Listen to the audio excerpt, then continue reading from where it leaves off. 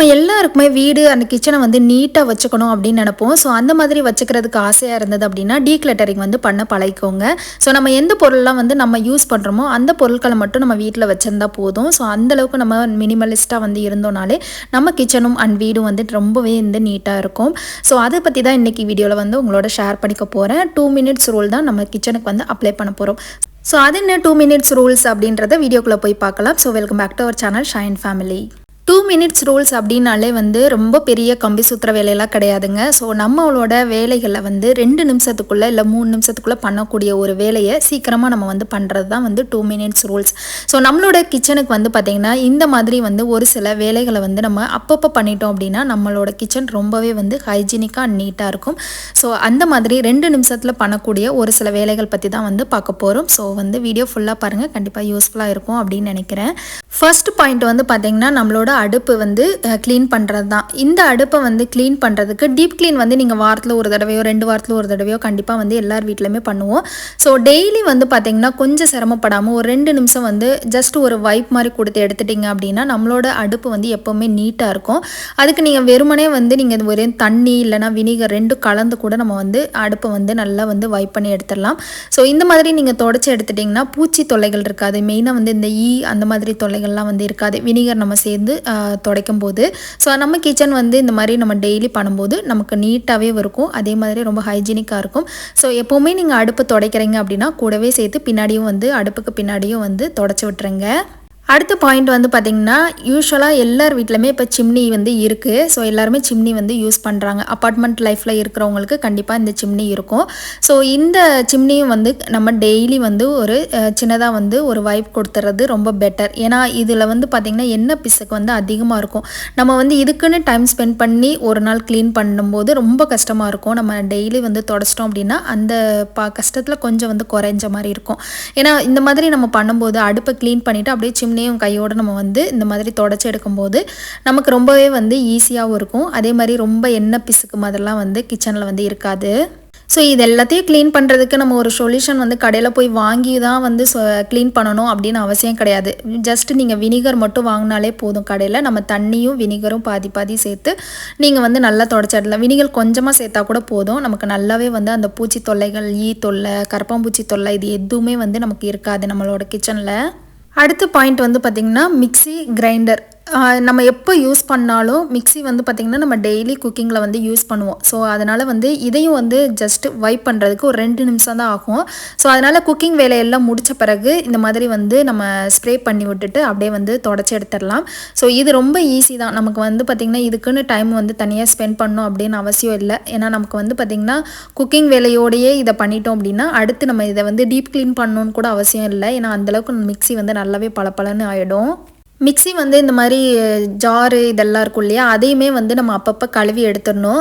நான் மெயினாக வந்து பார்த்திங்கன்னா கொஞ்சம் சின்ன ஜார் தான் அதிகமாக யூஸ் பண்ணுவேன். அதனால் வந்து எப்போல்லாம் நமக்கு வந்து குக்கிங் வேலை முடியுதோ கையோடு வந்து அதையும் வாஷ் பண்ணி எடுத்து வச்சுருங்க. ஸோ அந்த அளவுக்கு வந்து நம்ம பண்ணிட்டோன்னா நமக்கு வந்து ரொம்ப ஈஸியாக இருக்கும். அதே மாதிரி வந்து இந்த மாதிரி ஒர்க் பண்ணுறவங்களுக்காக இருக்கட்டும் இல்லை குழந்தைங்க வச்சுருக்கவங்கலாம் இதுக்குன்னு தனியாக வந்து ஒரு நேரத்தை ஒதுக்கிட்டு குழந்தைங்களையும் பார்க்க முடியாது. நமக்கு இங்கிட்டு வேலையும் நிறைய வந்து இருக்கும். ஸோ அதனால் வந்து இதெல்லாம் அவாய்ட் பண்ணுறதுக்கு அப்பப்போவே வந்து இந்த வேலையை வந்து பண்ணிடுங்க. ஸோ நான் வந்து இந்த மாதிரி மிக்ஸி வந்து ஃபுல்லாக க்ளீன் பண்ணிவிட்டு இந்த மாதிரி ஒரு அடியில் வந்து ஒரு ஷீட் மாதிரி வச்சுருக்கேன். இது வந்து கிட்டத்தட்ட நமக்கு வந்து இங்கே நிறைய கடைகளில் கிடைக்கும். இது நம்ம அவன்லேருந்து எடுத்து சூடாக இருக்காமல் இருக்கிறதுக்காக வந்து எடுத்து யூஸ் பண்ணுற ஒரு கிளாத்து தான். ஸோ அதை வந்து இந்த மாதிரி மிக்ஸிக்கு அடியில் நம்ம போட்டோன்னா கவுண்டர் டாப் மேலே வந்து நமக்கு அழுக்காகாது. அதாவது அந்த மிக்ஸியோட அந்த ஜாரில் அடியில் இருக்கும் இல்லையா, ஸோ அதில் வந்து அந்த ஃபுட் வந்து பார்த்திங்கன்னா நமக்கு வந்து சில கவுண்டர் டாப்லலாம் அப்படியே ஒட்டிக்கிறோம். நமக்கு வந்து அதை தூக்கி இழுக்கிறதுக்கே ரொம்ப கஷ்டமாக இருக்கும். ரப்பர் மாதிரி இருக்கும் இல்லையா, ஸோ அதனால் அதை அவாய்ட் பண்ணுறதுக்காக நான் என்ன பண்ணியிருக்கேன்னா இந்த மாதிரி அந்த கிளாத்தை வந்து போட்டுட்டு அது மேலே நம்ம மிக்ஸியை தூக்கி வச்சிட்டோம் அப்படின்னா க்ளீனிங்க்கும் நமக்கு ஈஸியாக இருக்கும். நம்ம டெய்லி வந்து கவுண்டர் டாப் வந்து க்ளீன் பண்ணும்போதும் சரி இதை அப்படியே நம்ம வந்து இழுத்து விட்டுட்டு அதுக்கப்புறமா வந்து அப்படியே தொடச்சி விட்டுறலாம். ரொம்ப ஈஸியாக இருக்குது. எனக்கு ரொம்பவே வந்து இது யூஸ் ஆகுது. ஸோ அதனால தான் உங்களோட இதை ஷேர் பண்ணலாம் அப்படின்னு நினச்சேன். இதே மாதிரி தான் நமக்கு வந்து கிரைண்டருக்கும் வந்து இந்த மாதிரி நமக்கு மேட் மாதிரிலாம் வந்து இருக்குது. ஸோ அதுக்கு சைஸாக அந்த மாதிரி மேட்டு கூட நீங்கள் போட்டுக்கலாம். ஒருவேளை கவுண்டர் டாப் மேலே நீங்கள் கிரைண்டர்லாம் வைக்கிறீங்கன்னா மேட் மாதிரி போட்டுட்டு இந்த மாதிரி நம்ம வந்து இழுத்துக்கலாம். ஏன்னா இந்த மாதிரி பெரிய ஒரு பொருட்கள்லாம் நம்மளால் வந்து கையில் அங்கிட்டு இங்கிட்டு தூக்கிட்டு இருக்க முடியாது. ஸோ அதனால் இந்த மாதிரி ஏதாவது போட்டுக்கிட்டிங்கன்னா இழுத்து யூஸ் பண்ணுறதுக்கு நமக்கு வந்து ரொம்ப ஈஸியாக இருக்கும்.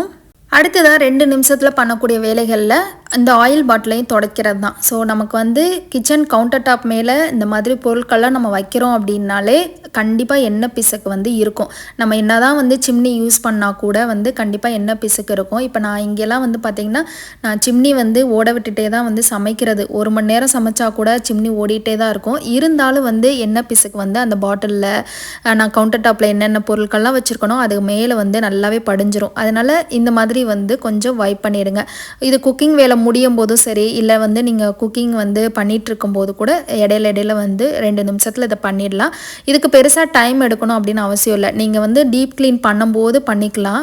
நம்ம வந்து பாட்டிலில் வந்து ஆயிலெலாம் காலியான பிறகு ஒரு தடவை கழுவிக்கலாம். பட் இந்த மாதிரி பண்ணும்போது அந்த பிசுப்பை இருக்காது. அதே மாதிரி நம்ம ஒரு பொருளை நம்ம வந்து எடுத்து கிச்சனுக்கு வந்து நம்ம யூஸ் பண்ணுறோம் அப்படின்னா உடனே அந்த பொருளை தூக்கி அதே இடத்துல வச்சுருங்க. இப்போ நம்ம பருப்பு எடுக்கிறோம், இல்லை அரிசி எடுக்கிறோம், இந்த மாதிரி எந்த பொருளை எடுத்தாலுமே திருப்பி கொண்டு போய் அதே இடத்துல வச்சுருங்க. நீங்கள் குக்கிங் பண்ணிகிட்டு இருக்கும்போதே கூட இந்த வேலைகள்லாம் வந்து சைடில் வந்து பண்ணிடலாம். ஏன்னா இதுக்கெலாம் பெருசாக டைம் எடுக்க போகிறது கிடையாது. நம்ம எல்லா பொருளையும் தூக்கி கவுண்டர் டாப் மேலே வச்சுட்டு அதுக்கப்புறம் குக்கிங் எல்லாம் முடிச்சுட்டு அதுக்கப்புறம் கடைசியாக தூக்கி அதை வந்து வைக்க வேண்டிய இடத்துல வச்சோம் அப்படின்னா அது ரொம்ப நமக்கு டைம் எடுக்கும். இன்னொன்று கவுண்டர் டாப் ரொம்ப மெஸ்ஸியாக கிடக்கும். நமக்கு அதை பார்க்கும்போது பயங்கர டென்ஷன் ஆகிடும். ஸோ காலையில் வந்து ஹரிபரியாக வேலை பார்க்குறவங்களுக்குலாம் இது ரொம்பவே யூஸ் ஆகும். நம்ம ஒரு ஆயில் பாட்டில் எடுக்கிறோன்னா ஊற்றின உடனே திருப்பி நீங்கள் அந்த ஆயில் பாட்டில் அதே இடத்துல வச்சிடுறது ரொம்ப பெட்டர். ஏன்னா இந்த மாதிரி பண்ணும்போது நமக்கு வந்து டென்ஷனும் ஆகாது. ஈஸியாக நம்ம வந்து டென்ஷன் இல்லாமல் குக் பண்ணிட்டு போயிடலாம். எவ்வளோக்கு எவ்வளோ நம்ம கவுண்டர் டாப் வந்து நீட் அண்ட் க்ளீனாக வந்து இருக்கோ நம்ம அந்தளவுக்கு வந்து நம்மளோட குக்கிங் வந்து ரொம்ப ஈஸியாக அண்டு ரொம்ப பிடிச்சும் வந்து பண்ண முடியும். ஸோ அதுதான் வந்து மெயின் கான்செப்ட்டு. ஸோ எனக்கு வந்து பார்த்திங்கன்னா கவுண்டர் டாப் வந்து ரொம்ப நீட்டாக இருக்கணும் அப்படின்னு நினப்பேன். நிறைய பொருட்கள் வந்து அதில் போட்டு நம்ம தம் பண்ணணும்னு அவசியம் இல்லை. தேவையான பொருட்கள் வச்சுருந்தா கூட நம்ம ஓரளவுக்காவது அதை வந்து நல்லா நீட்டாக வச்சுருக்கணும் நமக்கு பிடிச்ச மாதிரி. ஸோ அந்த மாதிரி தான் வந்து நான் கவுண்டர் டாப் வந்து எனக்கு ஏற்ற மாதிரி வந்து நான் அரேஞ்ச் பண்ணி வச்சுருக்கேன். நெக்ஸ்ட் வந்து பார்த்திங்கன்னா நம்மளோட பேண்ட்ரி, அதுக்கப்புறம் நம்ம இந்த மாதிரி கவுண்டர் டாப்பில் ஏதாவது வச்சுருக்கோன்னா அந்த பொருட்கள்லாம் வந்து எக்ஸ்பைரி டேட்டு வந்து பார்த்து வச்சுக்கோங்க. அது எக்ஸ்பைரி ஆயிடுச்சுன்னா உடனே வந்து அதை டிஸ்கார்ட் பண்ணிவிட்டு ரீஃபில் பண்ணி வச்சுக்கோங்க. ஸோ இந்த மாதிரி பண்ணும்போது நமக்கு வந்து காலையில் மெயினாக வந்து ஒர்க்கிங் உமனுக்கு வந்து இது ரொம்ப யூஸ் ஆகும். ஏன்னா காலையில் நம்ம அதை எடுப்போம், கடைசியில் பார்த்தா அது எக்ஸ்பைரி ஆகிருக்கும். கடகடன்னு அதை போயிட்டு எடுத்து அதுக்கப்புறம் திருப்பி அதை வந்து தேடிட்டு இருக்கணும் இந்த பொருள் எங்கே இருக்குது அப்படின்னு சொல்லிட்டு. ஏன்னா நம்ம எல்லாருமே பேண்ட்ரியில் ஒரு இடத்துல வச்சுருப்போம். அதுக்கப்புறம் வந்து பெரிய பாக்ஸில் போட்டு ஓப்பன் பண்ணாத பேக்கெட்ஸ்லாம் அதில் தனியாக வச்சுருப்போம். ஸோ அந்த மாதிரி பண்ணும்போது எல்லாத்தையும் கடந்து தேடிட்டு இருக்கணும். அதுக்கு இந்த மாதிரி முன்னாடியே பார்த்து ஐடென்டிஃபை பண்ணி அப்பப்போ வந்து அதை வந்து டிஸ்கார்ட் பண்ணிவிட்டு ரீஃபில் பண்ணி வச்சுக்கிறது ரொம்ப பெட்டர்.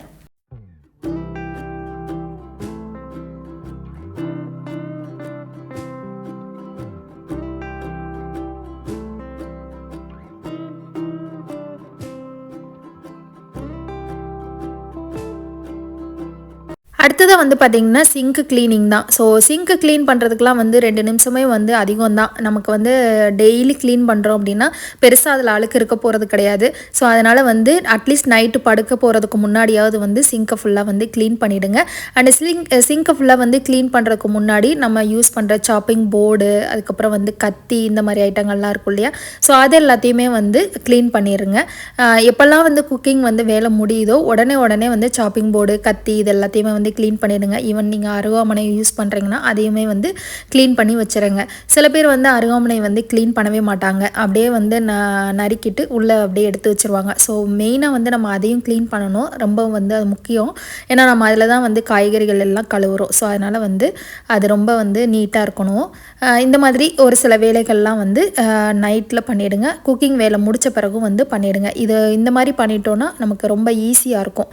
ஸோ அடுத்தது வந்து பார்த்திங்கன்னா நம்மளோட மிக்ஸி ஜாரை வந்து க்ளீன் பண்ணுறது தான். அதுவுமே வந்து குக்கிங் வேலையெல்லாம் நீங்கள் முடிக்கும் போதே வந்து அதையும் பண்ணிவிடுங்க.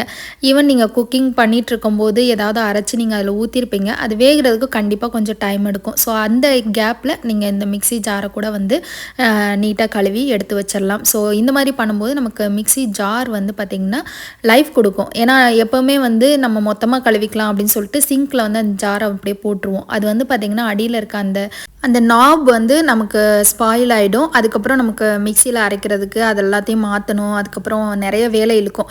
ஸோ அதனால் முடிஞ்ச அளவுக்கு உடனே வந்து அதை க்ளீன் பண்ணுறதுக்கு ட்ரை பண்ணுங்கள்.